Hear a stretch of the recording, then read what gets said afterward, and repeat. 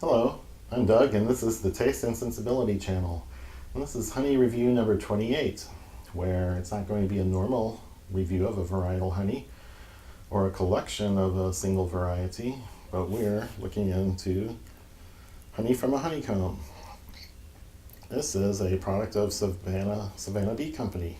We've talked about them. I'll put a link down below. But this is only 5.6 ounces, and it was $12.95. So that's a very expensive way to buy honey. You can see how much care it takes to cut it out of the comb, and then cut up the right size and put it in this little plastic container, which is very tight fitting. And the honey did not run out much. It stayed in the little wax cells. And it's a very expensive way to present honey, so it's interesting to see once in a while. I'm sure some of you haven't interacted with honeycomb, so that's kind of why I'm doing this. But there's certainly a process, an industrial process, a food supply process that takes it out of the comb and gets it to us in jars and bottles. So that's kind of what we're talking about today, about presentation or how they process it once they get it out of the comb. But we're going to do a little tasting here of this to see what it's like. So the bee's wax is actually exuded from some gland in the bee's body. So they spit it out or ooze it out or whatever, and then it kind of solidifies at ambient temperature, and they pack it together as tight as they can, and it makes these little hexagonal cells. And then those are used. I'll put up close-ups of the honeycomb that I have here. And then that is kind of their working space for laying eggs, growing larvae, growing babies, growing more bees. Then they store pollen in there and propolis and store their honey. They make the honey in there. They store nectar and fan it with their wings until water evaporates to the point where it's concentrated down to the honey strength. So the cells are everything for the bees. That's where they work. So I was going to cut off a piece of this and spread it on a hot biscuit. Hope it's still hot here. And show how people handle honeycomb. So the wax is very neutral. You don't taste it. You might feel little bits and pieces in your mouth, but it's very neutral. There's no taste really. It's not harmful at all to consume and ingest. It slides right through you. It's very inert in the body. So there's a couple of cells of thickness there, and it's starting to drip a little bit. I'm going to smear it on this hot biscuit. I'm going to try to break all the cells open that I can and smash the wax of the comb around, and it should get softer and melt a little bit and let the honey flow. And every once in a while you might get a little piece or notice a particle of wax or a piece that wasn't smashed into the food. But it's not unpleasant. It's not a problem. You don't really taste much of anything. Yep, there's a few particles. But they're neutral in terms of taste, and they're neutral in terms of physiological effect. So go ahead and eat it. Doesn't hurt a thing. This is a clover honey from Savannah Bee. And I didn't taste their clover honey. It's sweet, but I'm not getting some of the clover notes I got in some of the others. So it works just fine. If you're going to eat it on food and bread and things like that, you can spread it right from the comb. So it's an interesting thing to show kids, or to show people that haven't had any interaction with honeycomb.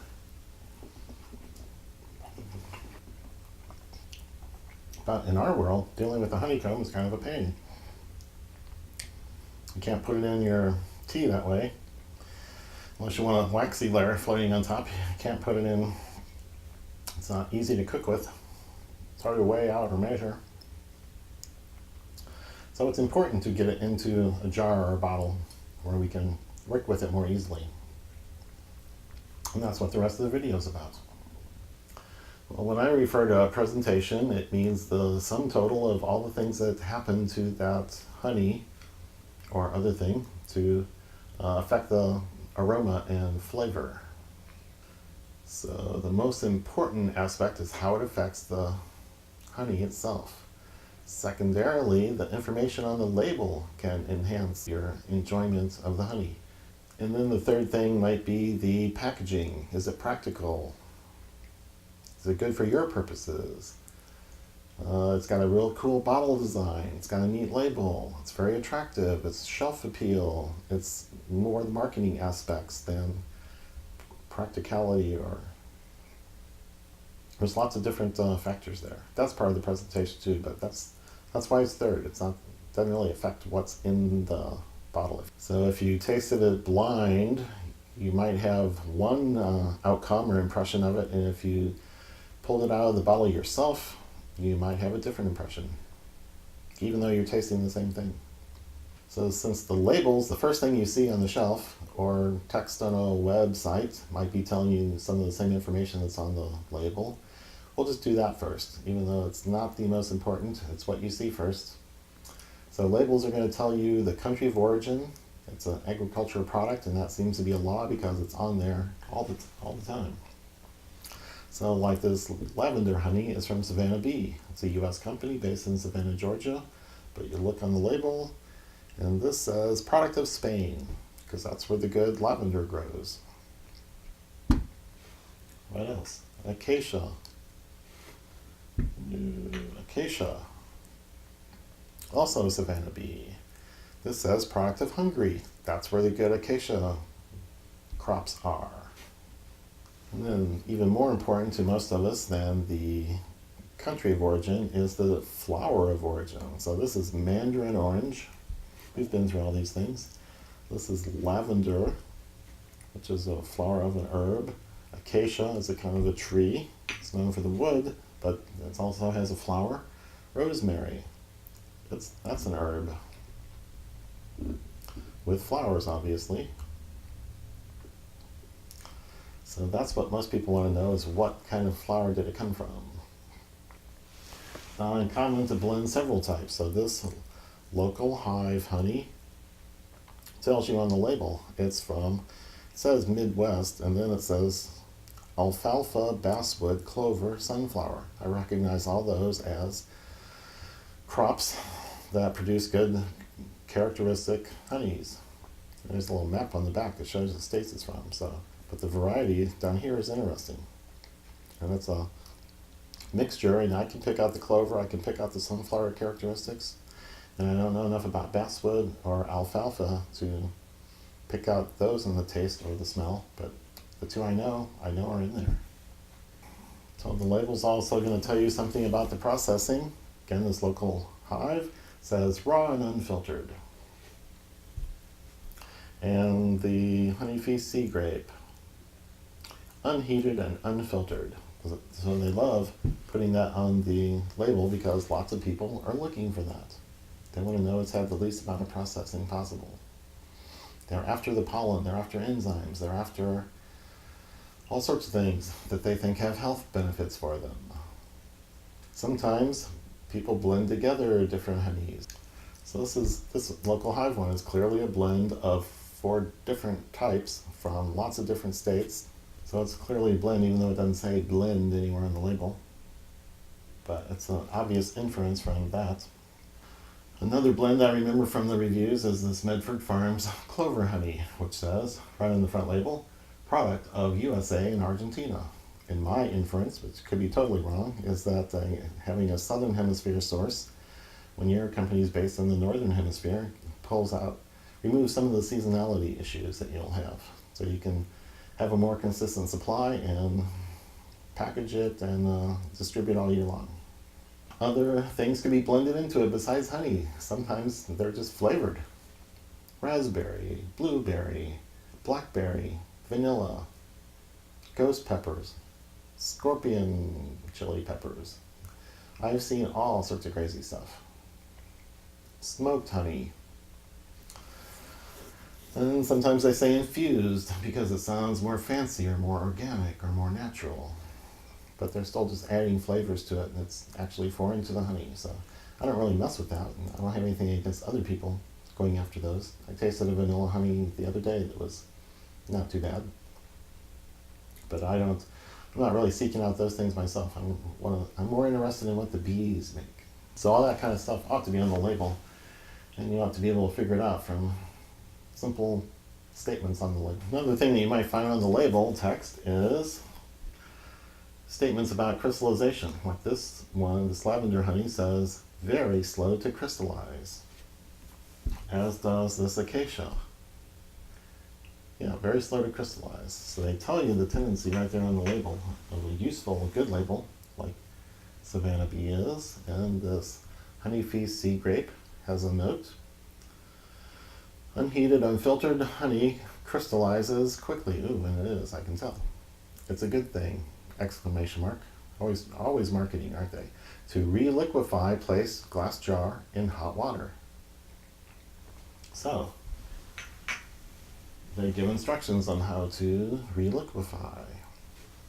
And that's something that people ought to be preparing for.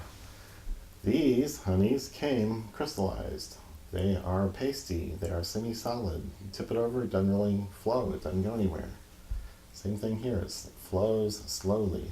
But if you just taste it like this with a spoon, it's not gritty. It's not hard. It's not crunchy. It's a smooth, pasty thing, as smooth as butter for the most part. So this is not a problem. So I suggest that when they come like this, don't even bother with worrying about trying to re-liquefy. The problem comes in when the crystals are big and crunchy. So this is cranberry honey that has now done this. I don't know if you can see that very well, but it's hard and crunchy in there. And the same thing with this Reps flower blossom. I stuck a spoon in the other day. Crunch, crunch, crunch. Grit, grit, grit. So no one wants to eat that stuff. But the good thing is, these are glass jars that are easy to put in some hot water. So crystallization is not really part of the presentation, but information about what to do about it, or if it's likely to crystallize, is pretty good stuff. And one other thing that you might find on a label is an expiration date. So I just ignore any expiration date on honey because I don't think it matters at all. But this Canadian honey has a sticker on the bottom, best by February 10th, 2020. So I think these are all 3 years out, or roughly 3 or 4 years out. February of 2023 for this Italian mandarin honey. And the local hive has something somewhere. I saw it. Oh, check coded on the plastic bottle, April of 2020. So they pick a date 3 or 4 years out, I think, and say, yeah, eat it by then. It's a fad in the food industry to put expiration dates on things. It's not the, of course they want people to buy more. They want you to throw it out and get more. But honey doesn't really go bad. Other than crystallization, it doesn't change much. It's hard for things to grow in honey. So I just ignore the expiration date. So processing is important to a lot of people because it has the potential for changing the flavors and aromas. When I was growing up, all the honey was crystal clear and it said pasteurized right on the label because they wanted to kill all those things. They knew it was made by insects and pulled out of those dirty, smelly hives. So they wanted to filter out all the pollen, filter out all the stuff they could and make it nice and pretty and clear, and then pasteurize it to kill all the microbes. And then over the next couple decades, people figured out, pollen's not so bad. And nothing really grows in the honey. And, there's enzymes in there that might do things. And heating it up denatures those and destroys the activity. So the health food types and foodie types shifted much of the industry the other way. And now it is a big thing to put on the label: raw and unfiltered, unheated, unprocessed, everything. And you end up with lots of honey. I don't know if you can see this, but there is a ring of pollen around the top. It's yellow. It's very particulate. You can tell it's there. So that's one of the clues that it really is unfiltered. Another general clue about filtration is just haze. If it's hazy, they haven't gone to extremes to filter the stuff through diatomaceous earth or fine pored filters or whatever. That would take some heating to get the high viscosity liquid through very small pores and holes. So they don't want to do that. So they just pass it through coarse screens that pull out bee parts, wings, legs, heads, other things, bits of wax, anything that could be in a hive. Another part of the presentation is the packaging. Is it practical? Does it work for your needs, how you use the honey? I remember 10 or 15 years ago when I first saw a ketchup bottle with that one-way valve in the top. It was a little membrane or a gate or a hole or a valve or something that let the ketchup come out when you put enough pressure on the bottle. But when you stopped squeezing, it stopped the flow and it didn't ooze out or leak out. And I just remember my delight when I saw that. It's like, wow, that solves a little problem in my life. And I've seen that on honey. One of my honeys had that too. So that is a very good thing that could be profitably employed on squeeze bottles of honey, because many of them are used by kids. That's one of the practical features, I would say, is who's dispensing it, who's putting it on stuff. A squeeze bottle is good for kids, putting it on bread or whatever. While something like this with a wide mouth, it's handy for getting into, but it spills the whole contents pretty easily if it tips over. So another aspect of practicality is, are you going to try to reliquefy if it crystallizes? If you are, plastic doesn't work so well. You can put it in warm water, but there's going to be a limit on how hot you can get it. I often put glass jars like this into the hottest water that comes out of the tap, and then I put it on very low on the stove and heat it up slightly from there, make sure it doesn't go to boiling. But it's slowly heating up over a half hour or an hour, getting to 180 F maybe. I have a thermometer in my kitchen, so I can measure the things pretty easily, so I don't get too high. I'm not all that worried about changing the flavor and aroma, but I don't want to go wild with it either. And I put a time limit on it. I set a timer for an hour, and that's all I go for. So glass makes that very easy. Sometimes the labels come off. And tape them back on. So it's part of that packaging has an impact on how we do things. Also, some of the bottles are pretty neat. I really like these things. This just looks cool. Octagonal, 1, 2, 3, 4. Yep. With the gold trim on the label, just looks sharp. Looks expensive. Looks classy. And this is pretty good too. Nice square jar. Got the white pasty stuff inside. Makes a really good impression. There's often a seal, paper seal on lots of honey, so you can tell when it's been tampered with. So those are some of the practical aspects of packaging.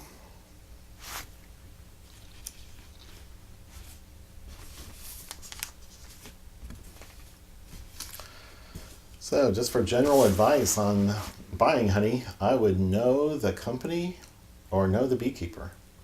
If you go to a local farmer's market or something, you can talk to the beekeeper and talk about where it comes from and how he does it all, or they, the family, or the person doing it. It's often interesting. They are often very interested in explaining it to people. Or get familiar with the company by just buying their products or looking at their websites. Get familiar with the company. Do they take quality seriously? That should be pretty evident from the website.